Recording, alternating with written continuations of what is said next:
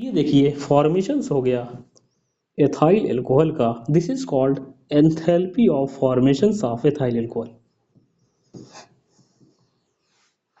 तो याद रखिएगा ये होता है enthalpy of formations. Enthalpy of formations की अगर हम बात करें तो यहां पर देखिएगा डियर स्टूडेंट, अगर एंथैल्पी ऑफ फॉर्मेशंस पूछा जाए या एंथैल्पी ऑफ रिएक्शन पूछा जाए और enthalpy of formations of product दिया हो और enthalpy of formations of reactant दिया हो, तो यहाँ पर सिंपली कर दीजिएगा enthalpy of reactions is equal to summation of enthalpy of formations of product minus summation of enthalpy of formations reactant. यहाँ पे देखिएगा if enthalpy of reactions is asked and enthalpy of formations of product and reactant are given, then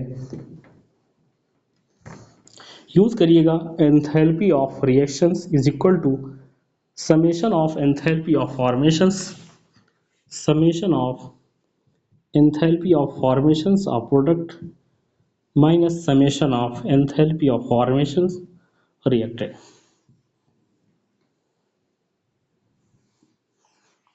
यहाँ पर product minus reactant use करिएगा। आइए मैं एक question करता हूँ एंथैल्पी ऑफ फॉर्मेशंस पे। देखिएगा क्वेश्चन बहुत ही अच्छा क्वेश्चन है। क्वेश्चन से लिखिएगा dear student enthalpy of formations पे। क्वेश्चन दिया गया है if enthalpy of formations, if enthalpy of formations of sulfur dioxide is minus 320 kilojoule per mole, then calculate energy release,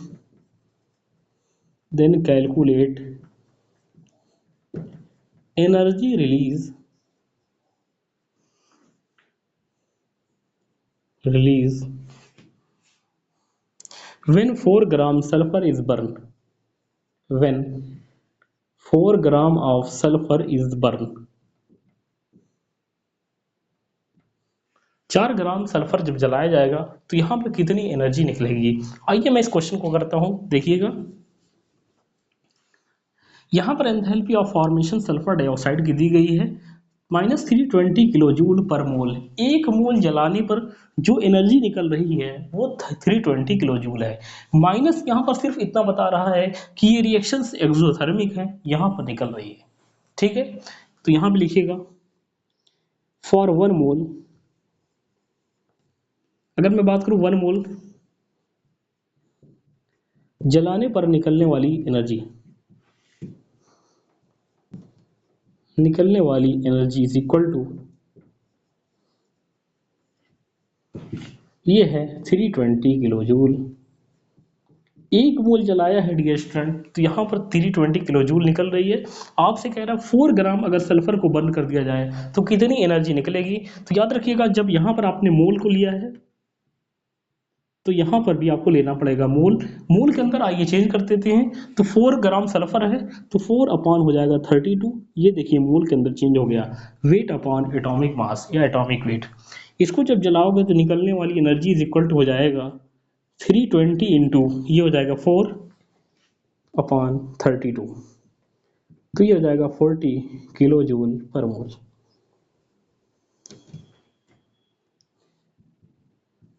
ये देखिए आपका आंसर आ गया। आइए मैं बात करूं एक स्टेप आगे की। देखिएगा डियर स्टूडेंट, अगर मैं बात करूं नेक्स्ट एंथैल्पी की तो नेक्स्ट एंथैल्पी होती है enthalpy of solutions. Next enthalpy है enthalpy of solutions, enthalpy of solutions.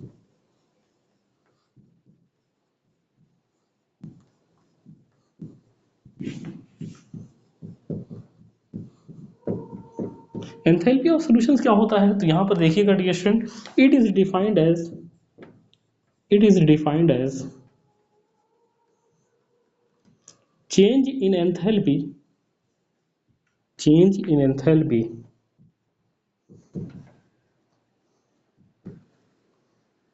when 1 mole of solid dissolve in excess of water, dissolve in excess of water। जब हम डियर स्टूडेंट एक मोल solid को access of water के अंदर dissolve करते हैं तो जो एंथैल्पी के अंदर चेंज आता है उसे हम कहते हैं एंथैल्पी ऑफ सॉल्यूशंस। जैसे मैंने कहा फॉर एग्जांपल ये देखिए कोई एक मोल सॉलिड था 1 मोल, इसको आपने क्या किया है पानी के अंदर डिसॉल्व किया। पानी को हम लोग दिखाते हैं AQ से, AQ का मतलब होता है एक्वा। जैसे ही आप इसको तोड़ोगे, जैसे इसको आप डिसॉल्व करोगे तो ये होता क्या है पहले पहले ये रिएक्शन चेंज हो जाता है कुछ इस तरीके से अपने आयंस के अंदर A+B- के अंदर। तो जो इसके आयंस के अंदर तोड़ती है उसको हम लोग बोलते हैं रिएक्शन लैटिस एंथैल्पी, जिसको शो करते हैं डेल्टा EHU से। ये लैटिस एंथैल्पी का काम होता है पहले उसके आयंस के अंदर तोड़ देना। ये लैटिस एंथैल्पी हमेशा होती है एंडोथर्मिक प्रोसेस, इसीलिए डेल्टा H का साइन इसके लिए होता है पॉजिटिव। उसके बाद दूसरी एनर्जी पिक्चर के अंदर आती है reaction enthalpy of hydrations. Enthalpy of hydration जो होती है ये होती है रिएक्शन एक्सोथर्मिक प्रोसेस,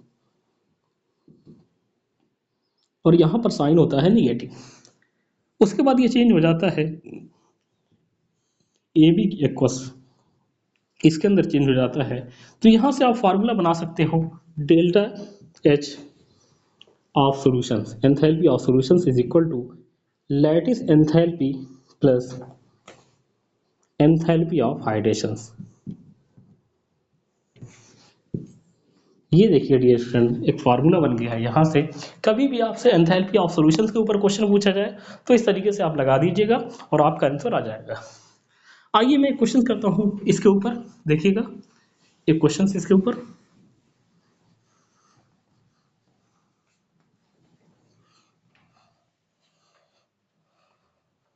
और एंथैल्पी ऑफ सॉल्यूशंस की अगर हम बात करें डियर स्टूडेंट तो ये एक्सोथर्मिक प्रोसेस भी हो सकती है, एंडोथर्मिक प्रोसेस भी हो सकती है। क्वेश्चन दिया गया है the lattice enthalpy,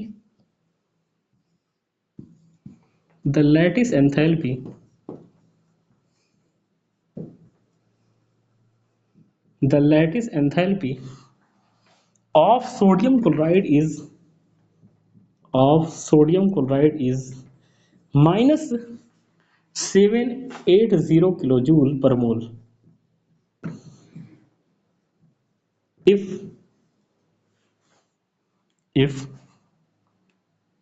hydration enthalpy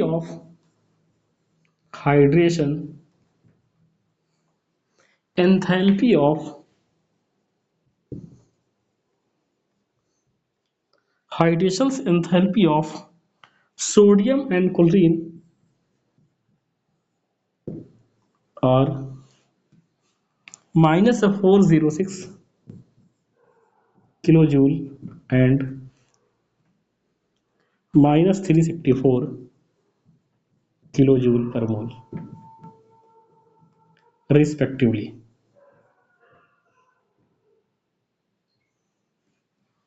then calculate enthalpy of solutions, then calculate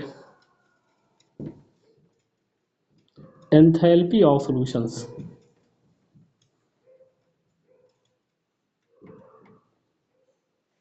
आइए मैं इस क्वेश्चन को सॉल्व करता हूं। देखिएगा आपसे कह रहा है एंथैल्पी ऑफ लैटिस एंथैल्पी ये दिया गया है माइनस का 780 किलो जूल पर मोल। हम लोग जानते हैं स्टूडेंट लैटिस एंथैल्पी कभी भी निगेटिव हो नहीं सकती क्योंकि ये एंडोथर्मिक प्रोसेस होती है, यहाँ पर हमें एनर्जी प्रोवाइड करानी होती है। तो हम लोग फार्मूला लगाओगे, ये देखिए फार्मूला था enthalpy of solutions is equal to होता है lattice enthalpy plus enthalpy of hydrations, ये फार्मूला था। सिंपली क्या करना है जो माइनस दिया गया है उसको कर दीजिए प्लस, ये हो जाएगा 780 प्लस एंथैल्पी ऑफ हाइड्रेशंस की अगर हम बात करें डियर स्टूडेंट -406 और ये देखिए -364, इनको आपस में ऐड करिए। जब ऐड करोगे तो ये हो जाएगा माइनस का 770, ये देखिए प्लस है, ये है माइनस, ये माइनस हो जाएगा और ये आएगा प्लस का 10 किलो जूल पर मोल। ये देखिए आंसर, सिंपली यहाँ पर क्या करना था इसके एंथैल्पी के अंदर चेंज कर देना था। आइए मैं एक स्टेप आगे बढ़ता हूँ, मैं बताना चाहूँगा एक और डिफरेंट टाइप ऑफ एंथैल्पी इसका नाम होता है dear student enthalpy of hydrations, sorry enthalpy of, पहले देख लेते हैं enthalpy of transitions.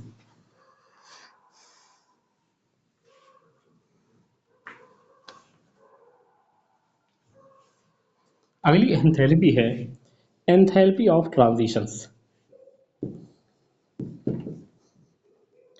Enthalpy of transitions,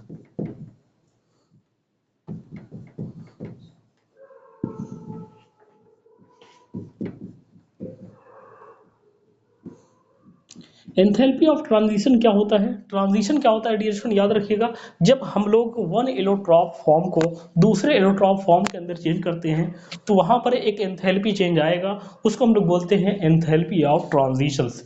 जैसे मैंने कहा फॉर एग्जांपल कार्बन ग्रेफाइट को चेंज किया कार्बन डायमंड के अंदर, तो यहाँ पर जो एंथैल्पी चेंजमेंट आएगा उसे हम कहते हैं एंथैल्पी ऑफ ट्रांजिशंस। जैसे मैंने कहा फॉर एग्जांपल सल्फर सल्फर रोहम्बिक को सल्फर मोनोक्लिनिक के अंदर चेंज किया तो यहाँ पर आएगा एंथैल्पी ऑफ ट्रांजिशंस। तो यहाँ पे लिखिएगा the enthalpy change when one state of compound change in another allotrope, sorry यहाँ पर कर दीजिएगा एलोट्रॉप, another एलोट्रॉप, एक एलोट्रॉप फॉर्म को दूसरे एलोट्रॉप फॉर्म के अंदर चेंज करने पर जो भी एंथैल्पी के अंदर चेंज आएगा उसे हम कहते हैं एंथैल्पी ऑफ ट्रांजिशंस।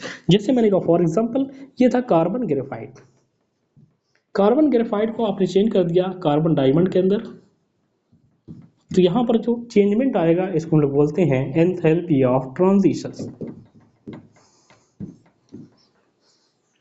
आइए मैं बात करता हूँ नेक्स्ट एंथैल्पी, देखिएगा नेक्स्ट एंथैल्पी, अगली एंथैल्पी है dear student enthalpy of transformations. Enthalpy of transformations,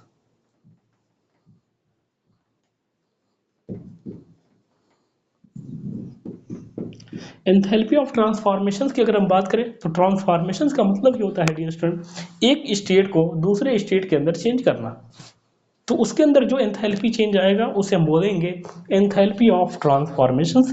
देखिएगा यहाँ पे जैसे द एंथैल्पी चेंज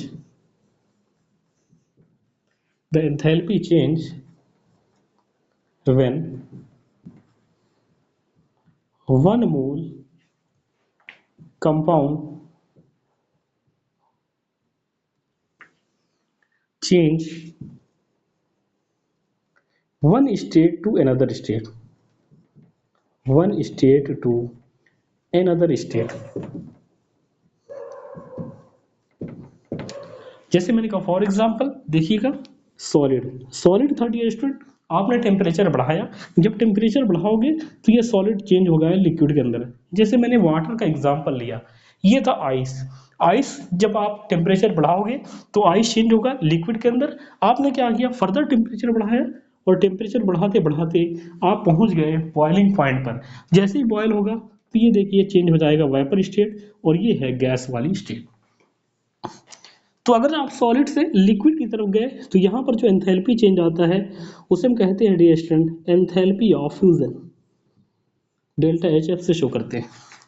लिक्विड से आप गए गैस की तरफ तो यहाँ पर जो एंथैल्पी चेंज आएगा इसको हम लोग बोलते हैं एंथैल्पी ऑफ वेपोराइजेशंस। और वहीं पर अगर हम बात करें डियर स्टूडेंट सॉलिड से आप डायरेक्ट गैस के अंदर चले जाइए तो यहाँ पर बोलते हैं enthalpy of sublimations. This is called enthalpy of sublimations. इन तीनों में डियर स्टूडेंट एक चीज कॉमन होती है, चाहे आप बात करें एंथैल्पी ऑफ फॉर्मेशंस की, सॉरी फ्यूजन की, एंथैल्पी ऑफ वेपोराइजेशन की, एंथैल्पी ऑफ सब्लिमेशंस की, सारी एंथैल्पी जो होती हैं ये हमेशा होती हैं एंडोथर्मिक प्रोसेस। ऑल एंथैल्पी और ऑलवेज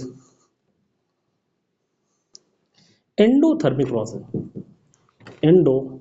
प्रोसेस, ये हमेशा होती हैं एंडोथर्मिक प्रोसेस, चाहे आप बात करिए एंथैल्पी ऑफ फ्यूजन की, एंथैल्पी ऑफ वेपोराइजेशन की, या बात करिए एंथैल्पी ऑफ सब्लिमेशन की। आइए मैं एक स्टेप आगे बढ़ता हूं और मैं बताना चाहूंगा बॉन्ड एनर्जी के बारे में।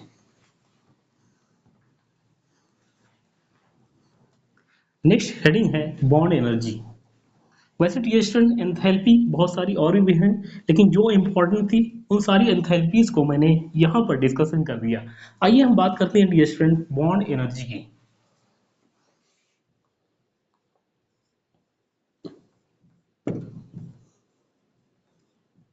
What is bond energy? Bond energy होती क्या है डियर स्टूडेंट? तो bond energy the energy required to break one mole compound, one mole का कंपाउंड बॉन्ड। एक मोल कंपाउंड के अंदर जो बॉन्ड पाया जाएगा, उसके अंदर जो बॉन्ड होगा उसको तोड़ने के लिए रिक्वायर्ड एनर्जी कहलाएगी बॉन्ड एनर्जी। फिर से सुनिएगा, the energy required to break one mole same type bond या one mole different type of bond. यहाँ पे देखिए,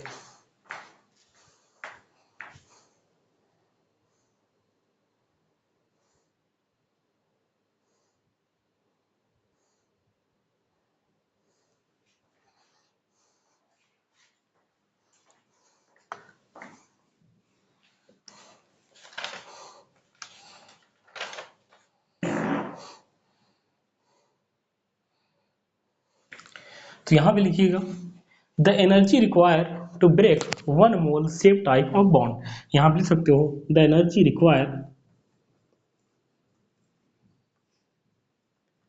to break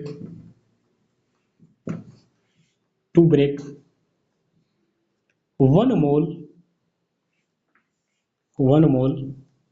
same type of bond, same type of bond. जैसे मैंने कहा फॉर एग्जांपल ये था कार्बन कार्बन सिंगल बॉन्ड, इनके बीच में एक सिंगल बॉन्ड बना है कोवेलेंट बॉन्ड। इसको जब आप ब्रेक करोगे तो ये कहलाएगा bond energy of carbon carbon single bond. ये देखिए कार्बन कार्बन के बीच में डबल बॉन्ड था, इसको जब ब्रेक करोगे तो ये कहलाएगा bond energy of carbon carbon double bond. तीसरी कंडीशन से ये भी पॉसिबल हो सकती है कार्बन कार्बन के बीच में ट्रिपल कोवेलेंट बॉन्ड हो, इनको जब आप तोड़ोगे तो ये कहलाएगा bond energy of carbon carbon triple bond. Carbon hydrogen था, इसको आपने तोड़ा बीच से, जब आप तोड़ोगे तो ये कहलाएगा dear student bond energy of carbon carbon carbon hydrogen bond. या तो आप इस तरीके से डिफिनेशन बोल सकते हो डियर स्टूडेंट, जब हम लोग एक मोल कंपाउंड को बनाते हैं तो वहां पर बनाने के लिए जितनी भी एनर्जी की रिक्वायरमेंट होती है एक मोल बॉन्ड बनाने के लिए, तो उसको हम लोग बोलते हैं बॉन्ड एनर्जी। तो यहाँ पे देखिए डियर स्टूडेंट इस तरीके से आपने देखा bond energy carbon carbon, bond energy of carbon hydrogen bond. आइए हम बात करते हैं डियर स्टूडेंट डिसोसिएशन एनर्जी की। इससे पहले मैं डिसोसिएशन एनर्जी की बात करूं, मैं बताना चाहूंगा बॉन्ड एनर्जी के बारे में थोड़ा सा और। देखिएगा, अगर हम बात करें बॉन्ड एनर्जी की, एंथैल्पी ऑफ रिएक्शन से पूछा जाए और bond energy of reactant and product दिया जाए, तो यहां पर सिंपली क्या करिएगा, if enthalpy of reactions, if enthalpy of reactions is asked and enthalpy of bond energy of reactant and product are given,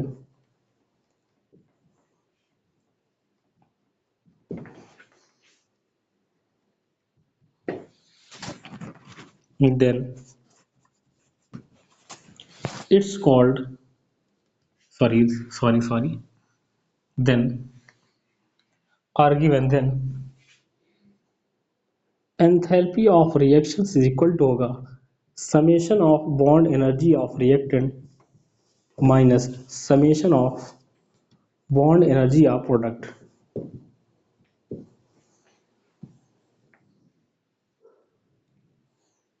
ये हो जाएगा enthalpy of reactions is equal to summation of bond energy of reactant minus summation of bond energy of product. इस तरीके से आप इसको कर सकते हो, कहीं पर कोई प्रॉब्लम तो नहीं आएगी।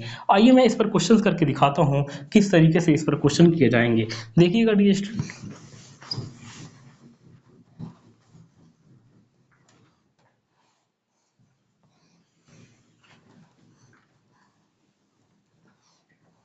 क्वेश्चन देखिएगा, the bond energy of carbon carbon triple bond,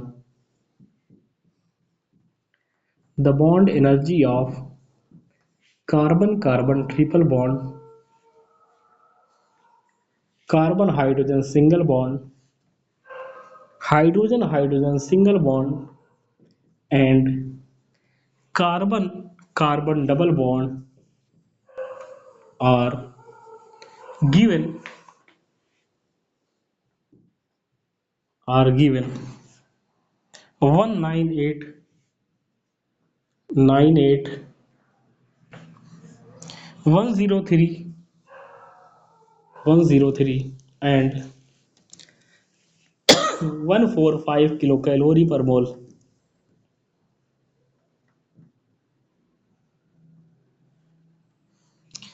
respectively.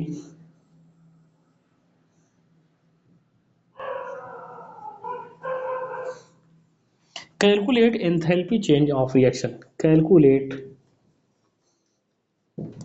enthalpy change of reaction.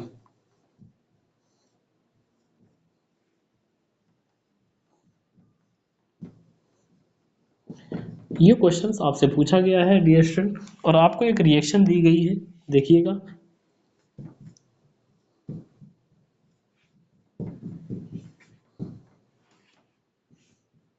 और यहाँ पर फॉर्मेशंस हो रहा है CH2 डबल बॉन्ड CH2। आइए हम इस क्वेश्चन को करते हैं। देखिएगा, यहाँ पर बॉन्ड एनर्जी आपको दी गई है और यहाँ पर एंथैल्पी क्वेश्चन पूछा गया है कि एंथैल्पी कैसे आएगी। तो यहाँ पर सिंपली फार्मूला लगाइएगा, enthalpy of reaction is equal to summation of bond energy of reactant, यानी इस साइड की, minus summation of bond energy of product. ये फार्मूला होता है, सुनिएगा। बॉन्ड एनर्जी ऑफ रिएक्टेंट की अगर हम बात करें तो ये देखिएगा, कार्बन हाइड्रोजन यहाँ पर एक ये है, एक कार्बन हाइड्रोजन यहाँ पर है, दो कार्बन हाइड्रोजन आपको यहाँ पर दिख रहे हैं। तो कार्बन हाइड्रोजन की एनर्जी यहाँ पर दी गई है 98, यहाँ पर रख दीजिएगा 98 प्लस समीशन का मतलब है डियर स्टूडेंट, जोड़ोगे इसको, कार्बन कार्बन ट्रिपल बॉन्ड है, ये है 198, इसकी एनर्जी आपने निकाल ली। कार्बन हाइड्रोजन दो थे तो यहाँ पर दो कर दीजिए, कर दिया। हम बात कर रहे हैं हाइड्रोजन हाइड्रोजन सिंगल बॉन्ड की, ये देखिए दिया गया है 103। ये देखिए बॉन्ड एनर्जी ऑफ रिएक्टेंट आपने निकाल लिया, minus bond energy of product. क्या मैं इसको ऐसे लिख सकता हूँ डियर स्टूडेंट, किसी को कोई प्रॉब्लम? सेम चीज़ है, ये देखिए मैंने लिख दिया सिर्फ आपको शो करने के लिए। कार्बन हाइड्रोजन की अगर हम बात करें डियर स्टूडेंट, तो यहाँ पर देखिएगा चार कार्बन हाइड्रोजन हैं, चार कार्बन हाइड्रोजन की सिंगल बॉन्ड की एनर्जी कहाँ पे दी गई है, ये देखिए दिया गया है 98, 4 इंटू 98। यहाँ पे देखिएगा कार्बन कार्बन डबल बॉन्ड भी दिया गया है, कार्बन कार्बन डबल बॉन्ड की एनर्जी आपको दी गई है 145।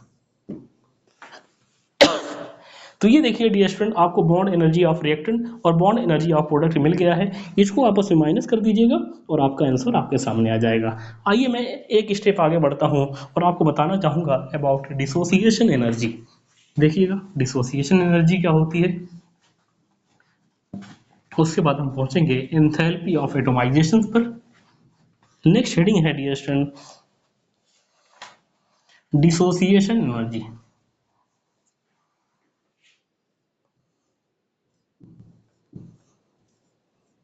Dissociation energy,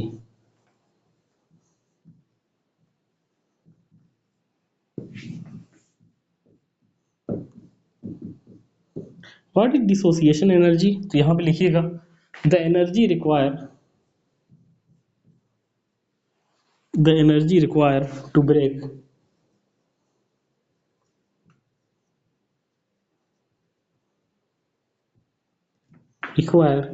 break one mole gaseous molecule, one mole gaseous molecule